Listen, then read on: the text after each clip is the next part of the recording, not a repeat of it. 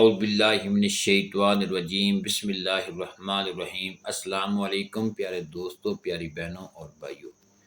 خود کی تلاش سفر کا پہلا قدم۔ ہر انسان اپنی زندگی میں کسی نہ کسی لمحے پر سوال ضرور پوچھتا ہے کہ میں کون ہوں۔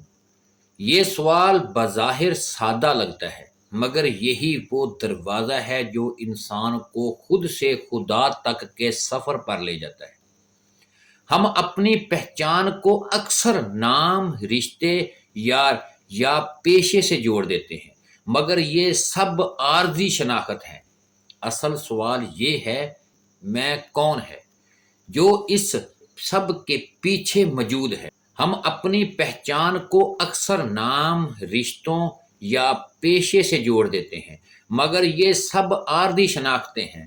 اصل سوال یہ ہے کہ وہ میں کون ہے جو اس سب کے پیچھے موجود ہے۔ یہی میں دراصل روحانی سفر کی ابتدا ہے۔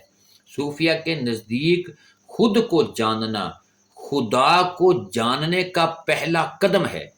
جب تک انسان اپنے اندر کی حقیقت کو نہیں پہچانتا، وہ باہر کی حقیقت کو بھی نہیں سمجھ سکتا۔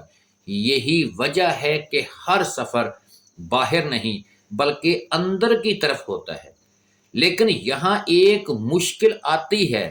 اندر جانا آسان نہیں، کیونکہ اندر صرف سکون نہیں ہوتا، بلکہ وہاں الجھنیں، خوف اور وہ تمام سوالات بھی ہوتے ہیں جن سے ہم بھاگتے رہتے ہیں۔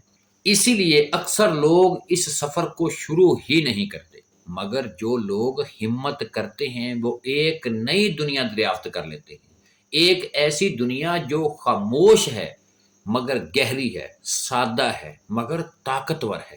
یہی وہ مقام ہے جہاں انسان محسوس کرتا ہے کہ وہ صرف جسم نہیں ہے، وہ صرف خیالات نہیں ہیں، بلکہ اس کے اندر کچھ اور بھی ہے۔ یہی احساس خود کی پہلی جھلک ہے۔ لیکن یہاں ایک سوال پیدا ہوتا ہے کہ کیا صرف خود کو پہچان لینا کافی ہے، یا اس کے بعد بھی کوئی سفر باقی رہتا ہے؟ اگلے حصے میں ہم دیکھیں گے کہ خود کی پہچان کے بعد انسان کس سمت میں پڑتا ہے۔ پیارے دوستو، نفس اور انا کی حقیقت۔ جب انسان خود کو دیکھنا شروع کرتا ہے تو سب سے پہلے اسے اپنے نفس اور انا کا سامنا کرنا پڑتا ہے۔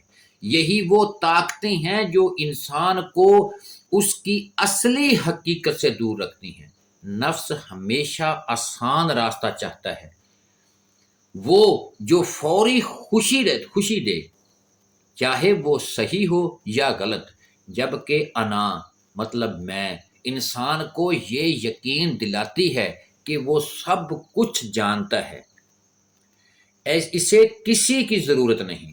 یہ دونوں مل کر ایک ایسی دیوار بناتے ہیں، ایسا حجاب پیدا کرتے ہیں جو انسان کو اندر کی سچائی تک پہنچنے نہیں دیتے۔ صوفیہ کہتے ہیں کہ سب سے بڑی رکاوٹ تمہارے اور خدا کے درمیان تمہارا اپنا نفس ہے۔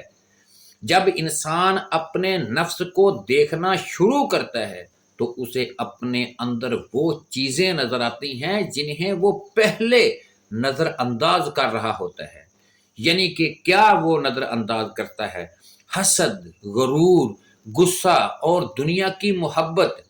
یہ دیکھنا آسان نہیں ہوتا، مگر یہی اصل تبدیلی کی شروعات ہے، کیونکہ جب تک بیماری کا پتہ نہ ہو علاج ممکن ہی نہیں۔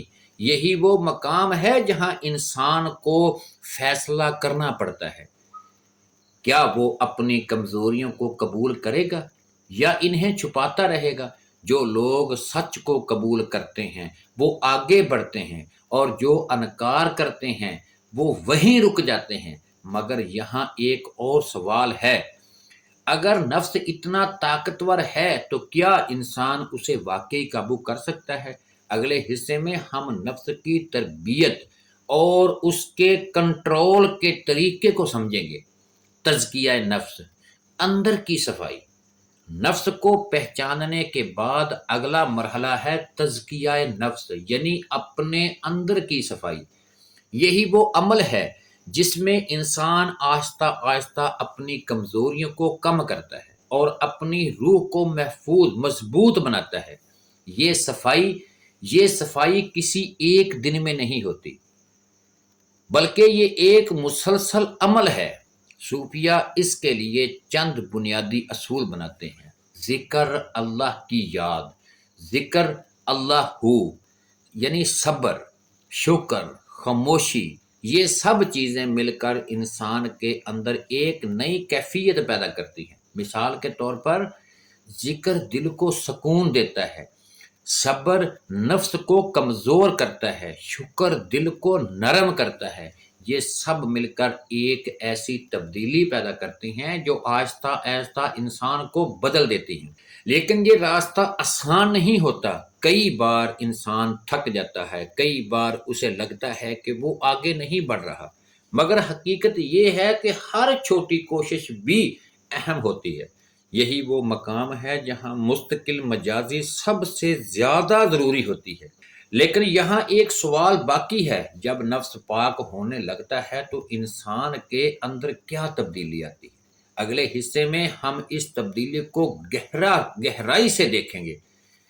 دل کی بیداری اور نور کی جھلک۔ جب انسان مسلسل تزکیہ نفس کرتا ہے تو ایک وقت آتا ہے جب اس کا دل بیدار ہونے لگتا ہے۔ یہ بیداری کوئی ظاہری چیز نہیں ہوتی، بلکہ ایک اندرونی کیفیت ہوتی ہے جسے صرف محسوس کیا جا سکتا ہے۔ دل جو پہلے بھاری اور بے چین تھا، اب ہلکا اور پرسکون ہے۔ محسوس ہونے لگتا ہے کہ میرا دل سکون میں ہے۔ حالات جو پہلے منتشر تھے اب ایک سمت میں آنے لگے ہیں۔ یہی وہ مقام ہے یہاں انسان پہلی بار نور کو محسوس کرتا ہے، سکون، اطمینان اور ایک گہرا تعلق۔ یہی وہ لمحہ ہوتا ہے جب انسان کو محسوس ہوتا ہے کہ وہ اکیلا نہیں ہے۔ صوفیہ کہتے ہیں جب دل جاگتا ہے تو انسان کو خدا کی قربت کا احساس ہونے لگتا ہے، لیکن یہ صرف آغاز ہے، منزل نہیں، کیونکہ یہاں ایک خطرہ بھی ہے۔ انسان اس کیفیت میں رک سکتا ہے اور آگے بڑھنا چھوڑ سکتا ہے۔ اسی لیے ضروری ہے کہ وہ اس سفر کو جاری رکھے۔ مگر یہاں ایک سوال ہے، کیا یہ نور ہمیشہ قائم رہتا ہے یا اسے برقرار رکھنے کے لیے بھی کچھ کرنا پڑتا ہے؟ اگلے حصے میں ہم اس راز کو سمجھیں گے۔ پیارے دوستو، فنا، خود کا مٹنا۔ جب انسان اس راستے پر آگے بڑھتا ہے تو ایک وقت آتا ہے جب اسے اپنی خود یعنی میں کو چھوڑنا پڑتا ہے۔ اسی کو صوفیہ فنا کہتے ہیں۔ فنا کا مطلب یہ نہیں کہ انسان ختم ہو جاتا ہے، بلکہ اس کا مطلب یہ ہے کہ انسان کی انا ختم ہو جاتی ہے۔